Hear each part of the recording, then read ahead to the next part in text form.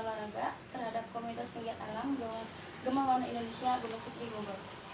Untuk bab satunya pada latar belakangnya di sini saya mengambil di mana kegiatan olahraga itu kan sangat rentan terjadi cedera maupun dari faktor internal dan eksternal. Nah, pada kegiatan fisik itu dapat terjadi cedera apabila kegiatan yang dilakukan tidak benar.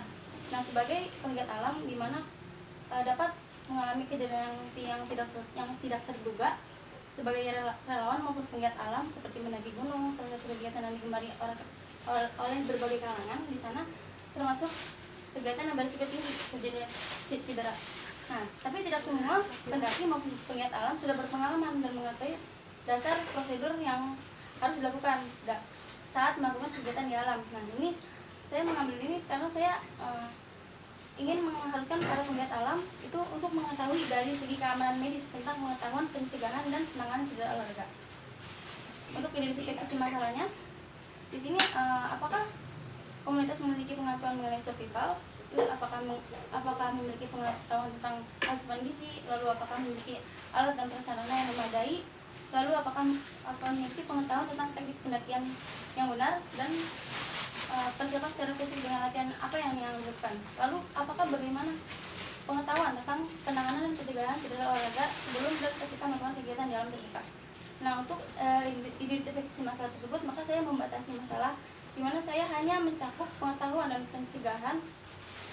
penanganan dan pencegahan cedera olahraga pada anggota komunitas penggiat alam.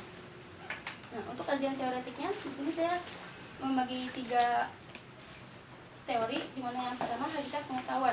Menurut Anderson dan Caldwell, dimensi pengetahuan terdiri dari 4 jenis, yaitu pengetahuan faktual, pengetahuan konseptual, pengetahuan prosedural, dan pengetahuan metakognitif. Lalu ada hakikat penggiat alam, di mana penggiat alam adalah golongan orang-orang yang bertanggung jawab terhadap kelestarian alam. Definisi tersebut mengandung arti bahwa penggiat alam betul-betul syarat dengan tugas dan kewajiban sebagai seorang pecinta alam. Pecinta alam adalah istilah yang dipergunakan untuk kelompok-kelompok yang bergerak di alam bebas pada bidang petualangan, lingkungan hidup dan konservasi alam, pendidikan maupun kemanusiaan. Di sini penggiat alam yang saya ambil sebagai sampelnya sebagai di bidang kemanusiaan, di mana ini dia bergerak pada bidang tim SAR gitu Pak, kayak pertolongan gitu. Di Indonesia ini istilah merujuk pada kelompok yang bergerak di bidang petualangan alam bebas seperti mendaki gunung, ekspedisi ke belantara, panjat tebing, arung jeram, susu buah, penyelaman bawah laut, dan berpetualangan dengan perahu layar. Lalu ya dia lewat lagi direkam lagi mak lagi direkam.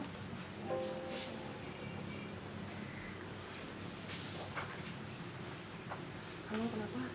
Lalu hakikat pengetahuan dan pencegahan penanganan dan cedera olahraga. Menurut buku yang saya baca, karya di tahun 2018, pencegahan cedera olahraga dapat dibagi menjadi 3, yaitu pencegahan primer, pencegahan sekunder, dan pencegahan tersier. Pencegahan primer adalah yang murni, yang dilakukan sebelum terjadi cedera. Pengetahuan sekunder yaitu mengenali gejala-gejala awal dari cedera serta mengambil langkah-langkah untuk dapat menanganinya agar tidak semakin parah. Lalu ada pencegahan tersier, yaitu merawat cedera tersebut agar tidak terjadi cedera berulang. Lalu untuk penanganan cedera olahraga, menurut Hardianto tahun 2017, untuk tahap-tahap dalam menangani cedera olahraga yaitu dengan Kopres S, di mana ini terdapat pada metode RICE, rest, ice, kompres, dan diberikan es. Lalu setelah di kompres es, kita akan dilakukan tahapan kompres panas untuk melancarkan peredaran darah. Lalu masas, di mana untuk mengembalikan otot-otot tersebut. Lalu memanipulasi dan latihan gerak. Lalu yang terakhir resusitasi, ini untuk menghidupkan kembali, di mana untuk mati klinis yang mengakibatkan seseorang itu kayak korban-korban tenggelam, jadi dia dilakukan CPR, yaitu menghidupkan kembali. Untuk kerangka berpikirnya, pengetahuan mengenai pencegahan penanganan cedera olahraga diharapkan dapat dipahami secara benar sehingga kecenderungan menghindari cedera olahraga dapat teratasi dengan benar, mengingat kewajiban untuk berkontribusi sebagai penolong. Dalam pencegahannya diharapkan agar tidak melakukan tindakan yang salah dalam penanganannya. Anggota yang mengalami cedera, maka anggota harus membekali dirinya dengan ilmu pengetahuan. Untuk bab 3-nya dalam metode bagi penelitian, tepatan waktu penelitian. Di sini untuk menghindari pertemuan, saya menggunakan sistem daring, yaitu melalui Google Form, di mana saya menyebarkan angket. Untuk waktu penelitiannya dilaksanakan pada bulan Mei sampai bulan Juli, di mana itu dari proses saya membuat angket sampai saya mengolah data. Untuk populasi dan sampel penelitian, untuk komunitas tersebut terdapat 30 orang. Nah, saya mengambil teknik total sampling, di mana sebanyak 30 orang yang saya akan ambil. Untuk metode penelitiannya, yang tadi saya sudah jelaskan, saya menggunakan Google Form dengan teknik pengumpulan data melalui angket atau kuesioner. Untuk tujuannya, penelitian ini bertujuan untuk mengetahui tingkat pengetahuan, pencegahan, dan penanganan anggota. Saya mencari anggota yang aktif dari kepengurusan maupun keanggotaan.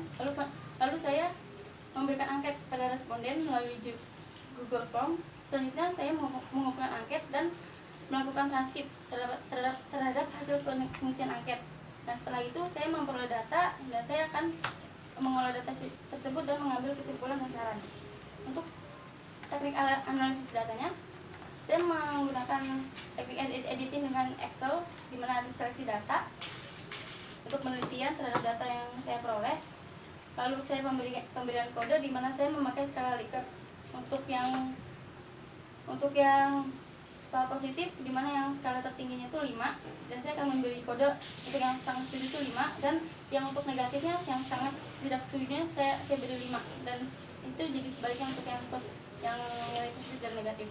Nah, lalu untuk itu saya akan mengkelompokkan datanya, yaitu dengan jawaban responden yang saya kelompokkan dan saya teliti, lalu saya hitung menggunakan tabel-tabel.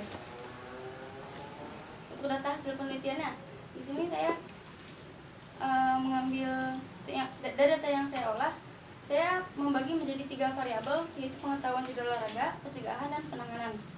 Di sini saya nilai minimalnya saya mendapatkan 65, untuk pengetahuan cedera olahraga 63,6, 62,9. Nah, untuk nilai maksimal 100 nilai untuk pengetahuan dan pencegahan, lalu 99 untuk penanganan. Untuk rata-ratanya 75,9 untuk pengetahuan cedera olahraga, 74,6 untuk pencegahan, dan 70,3 untuk penanganan.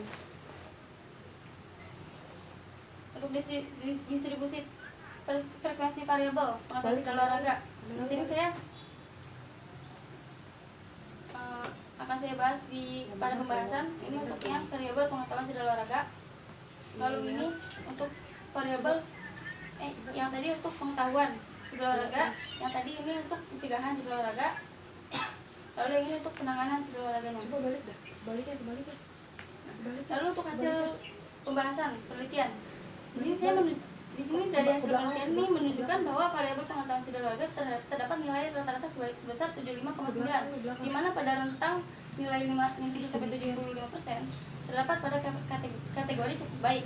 Nah, untuk variabel pencegahan cedera olahraga terdapat nilai rata-rata 74,6 yang pada kategori juga cukup baik.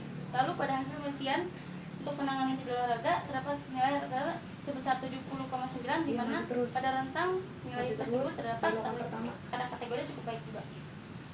Nah, untuk kesimpulannya, dari ketiga hasil rata-rata yang saya dapati, maka kategori cukup baik dari setiap variabel. Maka pengetahuan pencegahan dan penanganan cedera olahraga penanganan cedera olahraga memiliki tingkat pengetahuan yang cukup baik terhadap komunitas Bimawana Indonesia Bogor. Lalu untuk sarannya, diharapkan pada anggota maupun pengurusan untuk memberikan penyuluhan tentang cedera olahraga, khususnya tentang bagaimana cara melakukan pencegahan serta penanganan untuk mencegah ketika terjadinya cedera. Lalu diharapkan lebih memperluas ilmu tentang cedera olahraga. Lalu diharapkan untuk lebih memperhatikan para anggota pada saat melakukan pemanasan dan pendinginan agar terhindar dari kekakuan otot. Lalu diharapkan dapat mengetahui kemungkinan penyebab terjadinya cedera olahraga. Lalu diharapkan dapat mengetahui penanganan pertama terhadap cedera olahraga baik dalam latihan maupun misi penyelamatan. Lalu diharapkan dapat menyediakan sarana pemulihan cedera olahraga dengan dilengkapi alat-alat pemulihan cedera olahraga. Itu tuh iya. Dari saran yang saya sampaikan, Nah iya, ini tuh masuk gerbangnya nanti kapet lempar. Berakhir sudah pemaparan saya kali ini. Oke, Terima kasih untuk Bapak dan Ibu sekalian.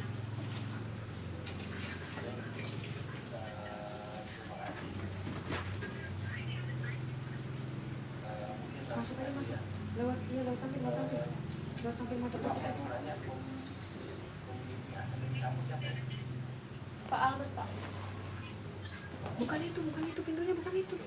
Iya yang tengah. Nah.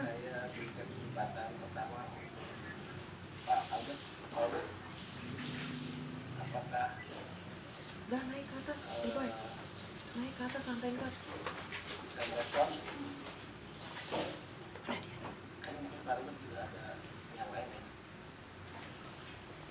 dia.